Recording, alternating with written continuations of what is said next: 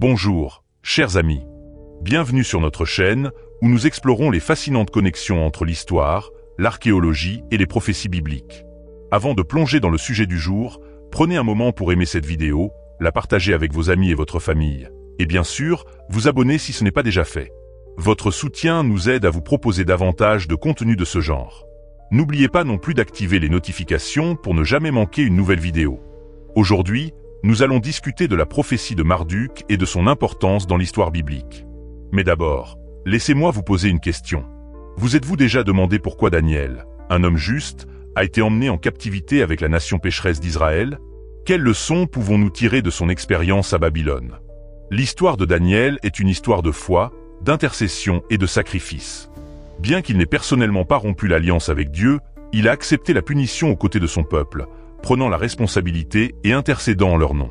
Cette puissante leçon théologique nous enseigne l'humilité, la repentance et la fermeté dans la foi, même face à l'adversité. Parlons-en dans les commentaires. Que pensez-vous du rôle de Daniel pendant l'exil? Avez-vous déjà été confronté à une situation où vous avez dû subir les conséquences de quelque chose que vous n'avez pas fait? Laissez vos réflexions ci-dessous et plongeons ensemble dans la leçon d'aujourd'hui sur la prophétie de Marduk. Avant de comprendre pleinement la prophétie de Marduk, il est essentiel d'examiner les événements qui ont conduit à la captivité babylonienne. Cette période a été marquée par des bouleversements politiques, des guerres et un jugement divin sur Israël en raison de leur rupture de l'alliance avec Dieu. La captivité babylonienne ne s'est pas produite en un seul événement. Le roi Nabuchodonosor a mené 3 incursions à Jérusalem, soumettant progressivement la ville et son peuple. Bien qu'il soit débattu si Nabuchodonosor a personnellement dirigé les 3 attaques, l'histoire retient la chronologie suivante. Première incursion, 606-605 av. Jésus-Christ. Il s'agit de l'invasion initiale où Daniel et d'autres jeunes nobles ont été emmenés à Babylone. Cela marque le début de la domination babylonienne sur Jérusalem. Deuxième incursion. Bien que les détails exacts soient débattus, cette phase a impliqué un contrôle accru et la déportation d'Israélites à Babylone. Troisième incursion, 587-586 av. Jésus-Christ. Ce fut l'attaque la plus dévastatrice. Jérusalem et son temple ont été complètement détruits, mettant fin à l'indépendance du royaume de Juda. À cette époque, Israël était sous le jugement divin pour avoir abandonné les lois de Dieu. Les prophètes les avaient avertis, mais ils ont refusé d'écouter, ce qui a conduit à leur chute. Les invasions babyloniennes n'étaient pas seulement des événements politiques. Elles étaient l'accomplissement des avertissements prophétiques. Ce contexte historique prépare le terrain pour notre discussion sur la prophétie de Marduk et les implications théologiques de la captivité d'Israël. Restez avec nous pour approfondir ce sujet, et n'oubliez pas de partager vos réflexions dans les commentaires ci-dessous. Pour vraiment comprendre la Bible, nous devons aller au-delà des dates et des événements et explorer le contexte historique et culturel dans lequel les personnages bibliques ont vécu. C'est la base de ce que j'appelle la théologie contextuelle physique, une méthode qui situe les Écritures dans leur réalité historique pour enrichir notre interprétation. Lorsque j'ai commencé à étudier l'archéologie en Israël, je croyais, comme beaucoup, que l'archéologie servait principalement à prouver l'exactitude de la Bible. Cependant, après des années de recherche, j'ai découvert que son rôle le plus important est en fait herméneutique, nous aider à comprendre le contexte dans lequel les événements bibliques ont eu lieu. Beaucoup d'entre nous ont l'habitude d'étudier les prophéties en se concentrant sur les dates et les empires. Par exemple, Daniel 2 est souvent enseigné en listant 606 av. Jésus-Christ, Babylone. 538 av. Jésus-Christ, Mède-Perse. 331 avenue. Jésus-Christ, Grèce. Et ainsi de suite. Bien que cette approche soit précieuse, elle manque de profondeur si nous ne considérons pas le monde dans lequel ces prophètes ont vécu. Quelles étaient les tensions politiques de l'époque? Quelles étaient les cultures et croyances dominantes? Comment les gens pensaient-ils et communiquaient-ils? Pour illustrer cela, imaginez quelqu'un lisant sur les divisions politiques d'aujourd'hui dans 2000 ans. Sans contexte, des termes comme « gauche » et « droite » pourraient être dénués de sens. De même, les expressions et idiomes bibliques peuvent être mal compris lorsqu'ils sont retirés de leur cadre d'origine. Beaucoup supposent que la Bible est un livre purement spirituel, mais en réalité, 80% de la Bible consiste en des récits historiques. 20% est de la doctrine directe. Pour vraiment comprendre le message de Dieu, nous devons saisir la réalité historique derrière le texte. C'est pourquoi la théologie contextuelle physique est si importante. Elle nous permet d'interpréter les Écritures comme leur public original les aurait comprises. Alors que nous continuons à explorer la prophétie de Marduk, Nous verrons comment le contexte historique façonne notre compréhension de l'ascension de Babylone, de la captivité d'Israël et du message prophétique de Dieu. Qu'en pensez-vous? Comprendre le contexte historique aide-t-il à interpréter la Bible? Faites-le nous savoir dans les commentaires. Avant l'ascension de Babylone, l'Empire assyrien était la superpuissance dominante du monde antique. L'Assyrie contrôlait de vastes territoires, y compris ce qui est aujourd'hui l'Égypte, Israël, la Jordanie, l'Iran, l'Irak et le Liban. Sa force militaire et ses politiques expansionnistes en faisaient l'empire le plus redouté de son temps. Parmi les principales villes assyriennes, les plus importantes étaient Ninive, la capitale de la Syrie, comparable à Washington, D.C., en termes de domination politique et militaire. Jérusalem, une petite ville relativement insignifiante sous l'influence assyrienne. Babylone, une colonie en pleine croissance qui finirait par défier la domination assyrienne. Pour comprendre le déséquilibre des forces, considérez ceci. Jérusalem couvrait 160 acres de terre. Ninive s'étendait sur 1640 acres, plus de 10 fois plus grande. Le palais royal de Ninive à lui seul était presque aussi grand que toute la ville de Jérusalem. Jérusalem, en comparaison, était une ville mineure. Sa taille, sa richesse et son influence n'étaient rien comparées à celle de la Syrie. Cela rendait difficile pour le peuple d'Israël de croire aux promesses de Dieu, car tout autour d'eux semblait indiquer que les nations païennes étaient bien plus puissantes et prospères. Plusieurs rois assyriens ont joué un rôle clé dans l'histoire biblique. Salmanasar V a étendu le pouvoir assyrien. Sargon II a poursuivi les campagnes militaires. Sennachérib a attaqué Juda et a subi un jugement divin. Esarhaddon a joué un rôle crucial dans les affaires babyloniennes et s'est plus tard converti au culte de Marduk. Assurbanipal, le dernier grand roi assyrien. Malgré sa domination, le pouvoir de l'Assyrie a commencé à décliner, surtout après l'assassinat de Sennachérib. La Bible rapporte que Sennachérib a été assassiné par ses propres fils alors qu'il adorait ses dieux. Les découvertes archéologiques confirment cela, montrant comment l'instabilité politique a affaibli l'Empire. Alors que nous continuons, nous verrons comment Babylone, autrefois une colonie de la Syrie, est devenue la prochaine puissance mondiale, accomplissant le plan de Dieu pour l'exil d'Israël. Quelles sont vos réflexions sur la domination assyrienne?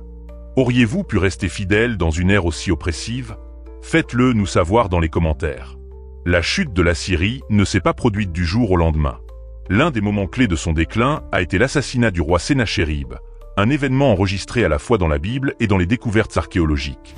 Selon la Bible, Ésaïe 37, 37-38, Sennachérib a été tué par ses propres fils alors qu'il adorait dans son sanctuaire personnel.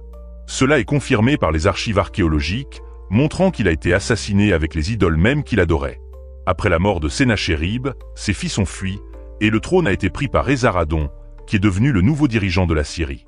Contrairement à ses prédécesseurs, Esarhaddon a été attiré par la religion babylonienne. Il s'est converti au culte de Marduk, le dieu principal de Babylone.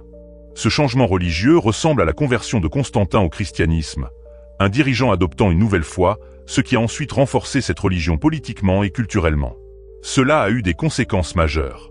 L'ascension de Babylone, avec le roi assyrien favorisant désormais les divinités babyloniennes, Babylone a gagné en influence et en prestige. Le renforcement du culte de Marduk, la dévotion d'Esarhaddon à Marduk a donné à Babylone une nouvelle autorité spirituelle dans le monde antique. Le début de l'indépendance de Babylone. Ce fut la première étape de l'ascension de Babylone en tant qu'empire, conduisant au règne ultérieur de Nabuchodonosor II. Avec Esarhaddon sur le trône, Babylone a lentement commencé à émerger comme une force majeure, préparant le terrain pour l'empire néo-babylonien sous Nabopolassar. Le célèbre règne de Nabuchodonosor II, qui conquit plus tard Jérusalem et exila les Israélites. Cette transition de la domination assyrienne à la suprématie babylonienne a été cruciale dans l'histoire biblique, car elle a conduit directement à la captivité babylonienne et à l'accomplissement des prophéties. Que pensez-vous de ce changement de pouvoir? Les changements politiques et religieux d'aujourd'hui reflètent-ils ce qui s'est passé à l'époque? Faites-le nous savoir dans les commentaires. Avec la conversion d'Esarhaddon au culte de Marduk, Babylone a commencé sa transformation d'une colonie contrôlée par la Syrie à un empire indépendant et puissant. Cela marque le début de l'empire néo-babylonien, dirigé par Nabopolassar, le premier roi de l'empire néo-babylonien, qui a libéré Babylone de la domination assyrienne. Nabuchodonosor II, son fils et successeur, le plus célèbre roi babylonien, connu pour ses conquêtes militaires et l'exil des Israélites. Marduk, la divinité principale de Babylone, est devenu la figure religieuse dominante de l'époque. Tout comme la conversion de Constantin a renforcé le christianisme dans l'Empire romain, la conversion des Aradons a élevé le statut de Marduk dans toute la région. Les rois babyloniens attribuaient leur victoire à Marduk, renforçant ainsi sa suprématie. L'influence de Marduk était si grande que même Cyrus le Grand, le roi perse prophétisé dans Ésaïe 45, l'a reconnu. Cyrus, bien qu'utilisé par Dieu pour libérer les Israélites, s'est converti au culte de Marduk, montrant à quel point la religion babylonienne était devenue puissante. L'attrait de Marduk était profondément lié à la culture du Moyen-Orient antique. Puissance et force. Il était considéré comme le dieu le plus puissant, responsable de l'ascension de Babylone. Richesse et prospérité, le succès babylonien était attribué à ses bénédictions. Culte tangible. Contrairement au Dieu d'Israël, qui n'avait pas d'image physique, Marduk était représenté par des statues et des temples grandioses. Pour beaucoup, le Dieu d'Israël semblait faible en comparaison. Alors que Jérusalem luttait contre l'instabilité politique et les difficultés économiques, Babylone prospérait sous le règne de Marduk. Les Israélites ont été confrontés à une crise de foi, se demandant si leur Dieu les avait abandonnés. Avec le déclin de l'Assyrie et l'allégeance des Aradons à Marduk, le pouvoir politique et religieux de Babylone a explosé.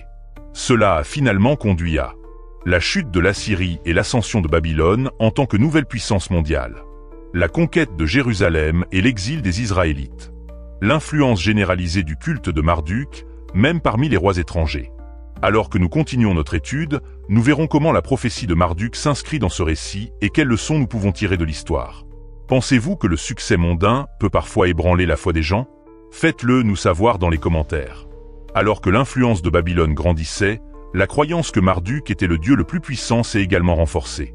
Cela a créé un défi spirituel pour les Israélites, car ils ont été témoins de la prospérité babylonienne tandis que Jérusalem était en déclin et en destruction. Le prophète Ésaïe a directement confronté cette idée. Dans ses écrits, il a souligné que ce n'était pas Marduk, mais le Dieu d'Israël, qui contrôlait véritablement l'histoire. Les Babyloniens attribuaient à Marduk leur victoire, y compris l'assassinat de Sennachérib et l'ascension de Babylone au pouvoir. En dehors d'Israël, les gens croyaient que Marduk avait orchestré ces événements. Mais dans la Bible, Ésaïe affirme clairement que ces événements étaient des actes de la justice divine de Dieu. Les paroles d'Ésaïe n'étaient pas seulement spirituelles. Elles étaient une réponse directe à l'influence croissante du culte de Marduk.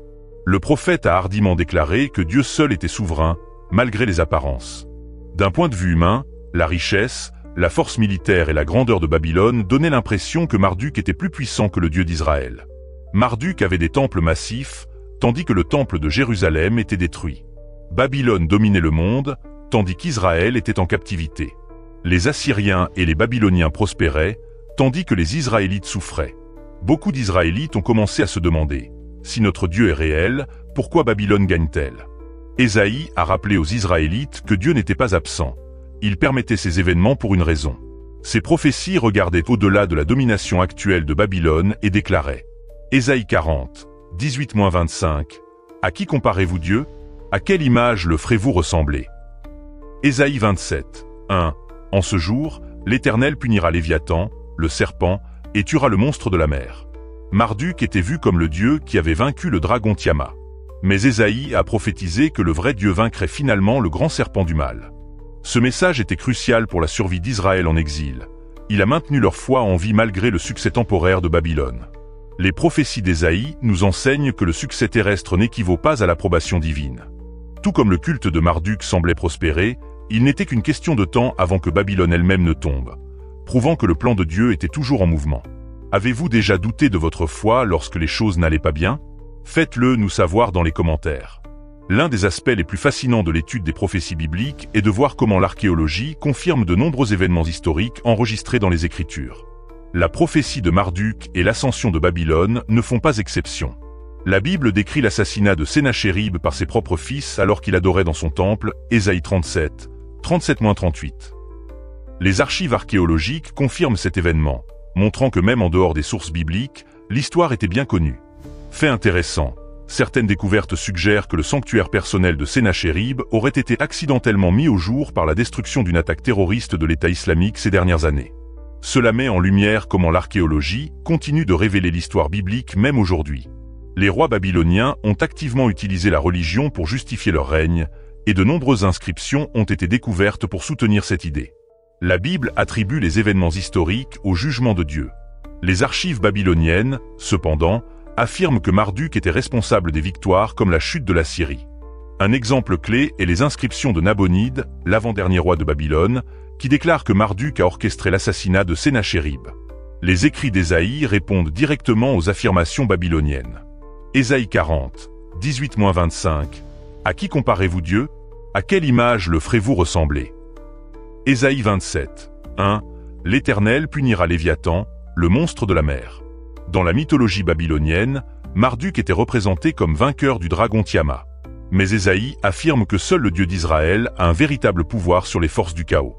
L'une des découvertes archéologiques les plus remarquables est une prophétie babylonienne qui reflète la prophétie de Jérémie sur les 70 ans. Jérémie 25, 11-12, les Israélites seraient en captivité babylonienne pendant 70 ans. Les textes babyloniens affirment que Marduk lui-même a déclaré une punition de 70 ans pour Babylone, créant un parallèle direct avec la prophétie biblique. Ce qui est encore plus fascinant, c'est que cette prophétie babylonienne a été réinterprétée plus tard. Lorsqu'Esarhaddon a pris le pouvoir, il a affirmé que Marduk avait retourné la prophétie, réduisant la punition à seulement 11 ans. Cela montre comment les sources bibliques et babyloniennes confirment l'importance de la période de 70 ans, mais avec des perspectives complètement différentes. Ces découvertes démontrent que la Bible n'est pas un livre mythique, mais un récit historique. L'archéologie ne prouve pas la foi, mais fournit un contexte précieux pour comprendre les événements bibliques.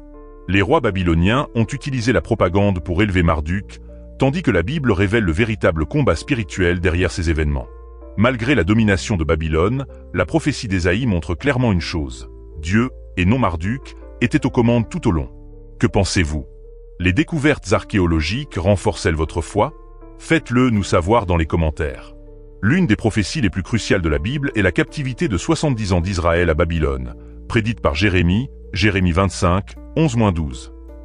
Cependant, ce que beaucoup ignorent, c'est que les archives babyloniennes mentionnent également une prophétie de 70 ans, mais avec une interprétation complètement différente. Jérémie a prophétisé qu'Israël serait exilé à Babylone pendant 70 ans en tant que jugement divin.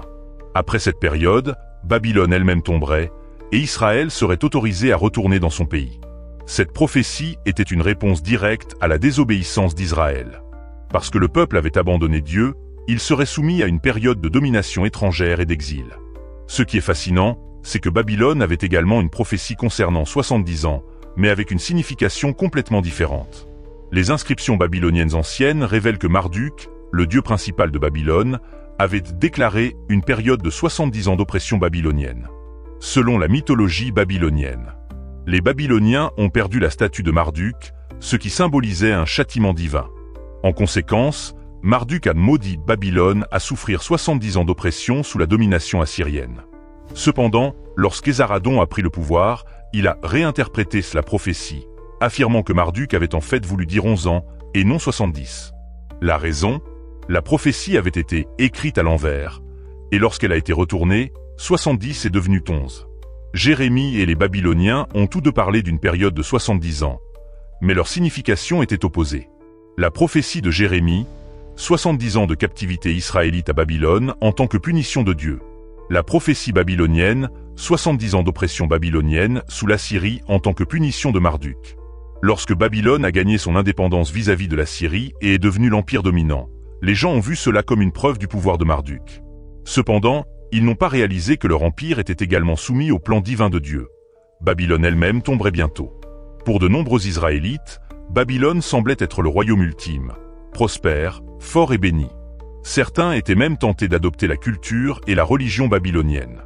La réponse de Dieu: si vous aimez tant Babylone, je vous la donnerai, pour 70 ans. La captivité n'était pas seulement une punition, c'était une leçon. La fidélité compte. Israël devait apprendre à faire confiance à Dieu, même lorsque les nations païennes semblaient plus fortes. Le pouvoir mondain est temporaire. Le règne de Babylone ne durerait pas éternellement. Les promesses de Dieu sont sûres. Après 70 ans, Israël serait restauré. La prophétie des 70 ans est un puissant rappel que Dieu, et non les empires terrestres, est aux commandes. Tout comme Babylone est montée et est tombée, aucun pouvoir terrestre ne dure éternellement. Seul le royaume de Dieu est éternel. Pensez-vous que l'histoire se répète lorsque les nations oublient Dieu? Faites-le nous savoir dans les commentaires. La montée et la chute de Babylone étaient plus qu'un simple changement politique. C'était une leçon spirituelle pour Israël et pour nous tous aujourd'hui. La tentation de faire confiance au pouvoir mondain plutôt qu'à Dieu est une lutte qui se répète tout au long de l'histoire. Pendant l'exil babylonien, de nombreux Israélites ont commencé à admirer le succès de Babylone. Babylone était grandiose. Ses temples, palais et forces militaires étaient inégalés. Babylone était riche. L'empire prospérait tandis que Jérusalem luttait. Babylone était puissante. Elle dominait le monde connu, tandis qu'Israël était en ruine. Pour beaucoup, Marduk semblait être le Dieu le plus fort. Les Israélites ont remis en question leur foi, se demandant pourquoi leur Dieu avait permis leur défaite. Le prophète Ésaïe a compris cette crise de foi. Il a constamment rappelé aux Israélites. Ésaïe 40, 18, « À qui comparez-vous Dieu? À quelle image le ferez-vous ressembler » Ésaïe 27, 1, « L'Éternel punira Léviathan, le serpent, et tuera le monstre de la mer. » Marduk était adoré comme le Dieu qui avait vaincu le dragon Tiamat, symbolisant le chaos. Mais Ésaïe a déclaré que seul le vrai Dieu pouvait vaincre le mal. Le message était clair. Ne vous laissez pas tromper par les apparences. Le pouvoir de Babylone était temporaire. Ne compromettez pas votre foi. Même en exil, Dieu était toujours aux commandes. Plus tard, dans Apocalypse 18h4, Dieu répète cet avertissement. « Sortez du milieu d'elle, mon peuple, afin de ne pas participer à ses péchés. » L'esprit de Babylone est toujours présent dans le monde aujourd'hui. La poursuite du pouvoir, de la richesse et du succès à tout prix. La croyance que la force mondaine est plus grande que la foi en Dieu. La tentation d'abandonner Dieu lorsque les choses semblent incertaines. Mais tout comme Dieu a appelé Israël à sortir de Babylone, il appelle son peuple aujourd'hui à faire confiance en lui plutôt qu'aux fausses promesses du monde. L'histoire de Babylone est une leçon sur la foi contre la tromperie. Ce qui semble fort aujourd'hui tombera, mais le royaume de Dieu est éternel. Pensez-vous que les gens tombent encore dans le mode de pensée babylonien aujourd'hui? Faites-le nous savoir dans les commentaires. Comme nous l'avons vu, l'histoire de Babylone, de Marduk et de l'exil d'Israël est plus qu'une simple histoire ancienne. C'est une puissante leçon spirituelle qui s'applique encore aujourd'hui. La tentation de faire confiance au pouvoir mondain, à la richesse et au succès est tout aussi forte maintenant qu'à l'époque. Mais à la fin, seul le royaume de Dieu subsistera. Ce n'est que le début de notre voyage dans les fascinantes connexions entre l'histoire, l'archéologie et les prophéties bibliques. Il y a tant à explorer, et nous avons hâte de plonger plus profondément avec vous. Aimez cette vidéo pour montrer votre soutien et aider plus de gens à découvrir ce contenu. Partagez-la avec vos amis et votre famille pour qu'ils puissent également apprendre de ces incroyables leçons. Abonnez-vous et activez les notifications pour ne jamais manquer un épisode. Chaque like, commentaire et partage nous aide à créer plus de vidéos et à continuer à vous apporter ces études approfondies. Votre engagement alimente cette chaîne. Que pensez-vous de la leçon d'aujourd'hui? Laissez un commentaire ci-dessous et continuons la discussion. À bientôt dans la prochaine vidéo, où nous découvrirons encore plus de mystères de l'histoire, de la foi et des prophéties. Soyez bénis.